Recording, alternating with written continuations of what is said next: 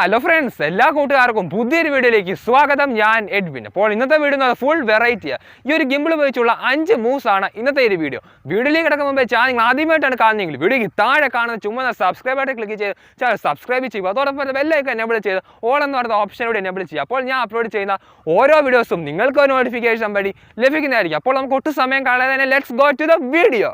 Friends, ഇപ്പോൾ എൻ്റെ കയ്യിലുള്ള Zhiyun smooth four 3 axis gimbal ആണ്. ഈ ഒരു ഗിംബിൾ ഉപയോഗിച്ച് അത്യാവശ്യം നല്ല രീതിയിലുള്ള സ്റ്റെബിലൈസ്ഡ് വീഡിയോസ് എടുക്കുവാൻ സാധിക്കുന്നതും ആണ്. പിന്നെ ഗിംബിൾ ഉപയോഗിച്ച് നമ്മൾ നടക്കുന്ന സമയത്ത് മൂവ്മെൻറ്റിൽ നല്ലൊരു സ്റ്റെബിലിറ്റി കൂടി വേണം. കാരണം മൂവ്മെൻറ്റ് സ്റ്റെബിലിറ്റി ഉണ്ടെങ്കിൽ മാത്രമേ നല്ല രീതിയിലുള്ള സ്റ്റെബിലൈസ്ഡ് വീഡിയോസ് ഈ ഒരു ഗിംബിൾ ഉപയോഗിച്ച് നമുക്ക് എടുക്കുവാൻ സാധിക്കുകയുള്ളൂ. പിന്നെ ക്യാമറ സെറ്റിംഗ്സിലും ഒരു മാറ്റം കൂടി വേണം സിനിമാറ്റിക് വീഡിയോസൊക്കെ എടുക്കുന്ന സമയത്ത്. അതായത് വീഡിയോസ് ഷൂട്ട് ചെയ്യുമ്പോൾ 1080p 60 fps അല്ലെങ്കിൽ 30 fps സെറ്റ് ചെയ്ത് വേണം സിനിമാറ്റിക് വീഡിയോസൊക്കെ ഷൂട്ട് ചെയ്യാനായിട്ട്. ചിലപ്പോൾ നിങ്ങളുടെ സ്മാർട്ട് ഫോണിൽ ചിലപ്പോൾ 720p അല്ലെങ്കിൽ 360p ആയിരിക്കും ഡിഫോൾട്ടായിട്ട് സെറ്റ് ആക്കി കിടക്കണം.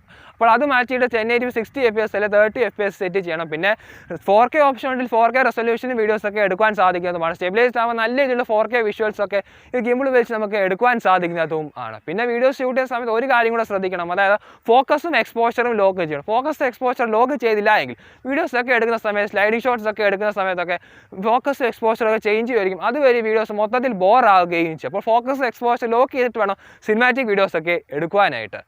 ആദ്യത്തെ മൂവ്സ് പുഷ് ഫോർവേഡ് ആണ്. ഇത് വെച്ചൊരു പർട്ടിക്കുലർ ഏരിയ ഹൈലൈറ്റ് ചെയ്യാൻ സാധിക്കുന്നതും ആണ്. ഇതെങ്ങനെ എടുക്കുന്നതെന്ന് വെച്ചാൽ ഗിംബിൾ സ്റ്റേബിൾ ആയിട്ട് പിടിച്ചിട്ട് മുൻപിലോട്ട് മൂവ് ചെയ്യുകയാണ് ചെയ്യുന്നത്. അപ്പോൾ നമുക്ക് ഒരു ഷോട്ട് എടുത്ത് അതിൻ്റെ റിസൾട്ട് നമുക്ക് നോക്കാം.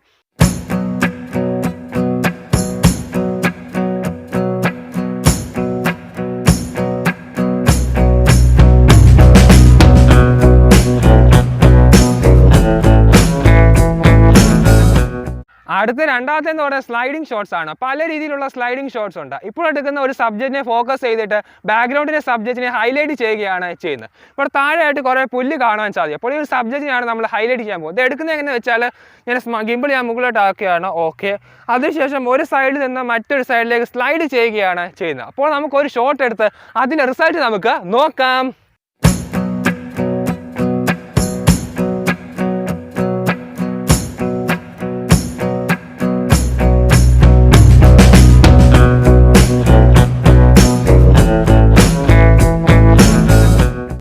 അടുത്തത് ബോണസ് ക്ലിപ്പാണ്. പുറകിലായിട്ട് 2 തെങ്ങ് കാണാൻ സാധിക്കും. അപ്പോൾ ആ ഒരു തെങ്ങിൻ്റെ നടുക്കായിട്ട് നിന്നിട്ട് നമ്മുടെ സ്മാർട്ട് ഫോണിൻ്റെ പൊസിഷൻ ഒന്ന് മുകളിലോട്ടാക്കി അതിനുശേഷം നമ്മൾ കാല് ചെറുതായിട്ടൊന്ന് താപ്പോട്ടൊന്ന് ബെൻഡ് ചെയ്ത് 360 ഡിഗ്രി റൊട്ടേറ്റ് ആവുകയും അതോടൊപ്പം തന്നെ ഗിംബിൾ മുകളിലോട്ട് മൂവ് ചെയ്ത് ഹൈലൈറ്റ് ചെയ്യുകയാണ് ചെയ്യുന്നത്. അപ്പോൾ ഒരു അമേസിങ് അടിപൊളി ഷോട്ട്സ് ലഭിക്കുകയും ചെയ്യും. അപ്പോൾ നമുക്ക് ആ ഒരു ഷോട്ട് എടുത്ത് അതിൻ്റെ റിസൾട്ട് നമുക്ക് നോക്കാം.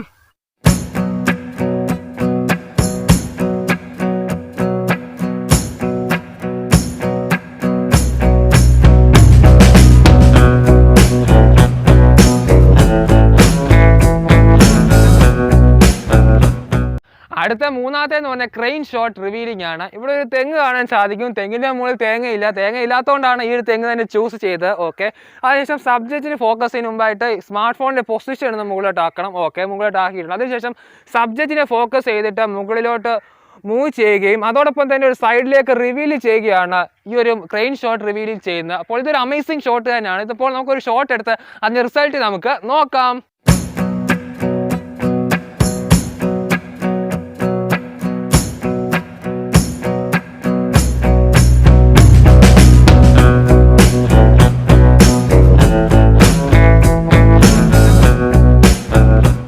അടുത്ത നാലാമത്തേന്ന് പറയുന്നത് മുമ്പ് എടുത്ത റൊട്ടേഷൻ ഷോട്ടിനെ ഒന്നുകൂടി ഹൈലൈറ്റ് ചെയ്യുകയാണ്. അപ്പോൾ ഇവിടെ കുറേ തെങ്ങ് കാണാൻ സാധിക്കും. അപ്പോൾ ആ ഒരു തെങ്ങിനെ ഒന്നുകൂടി ഫ്രെയിമിലേക്ക് കൊണ്ടുവന്ന് ഹൈലൈറ്റ് ചെയ്യുകയാണ്. അതിനായിട്ട് ചെയ്യുന്നത് വെച്ചാൽ ഈ സ്മാർട്ട് ഫോണിൻ്റെ പൊസിഷൻ ഒന്ന് മുകളിലോട്ടാക്കി ഒരു സൈഡിൽ നിന്ന് മറ്റൊരു സൈഡിലേക്ക് ഇങ്ങനെ സ്ലൈഡ് ചെയ്യുകയാണ് ചെയ്യുന്നത്. അപ്പോൾ നല്ലൊരു ഷോട്ട് ലഭിക്കുകയും ചെയ്യും. അപ്പോൾ നമുക്ക് ആ ഒരു ഷോട്ട് എടുത്ത് അതിൻ്റെ റിസൾട്ട് നമുക്ക് നോക്കാം.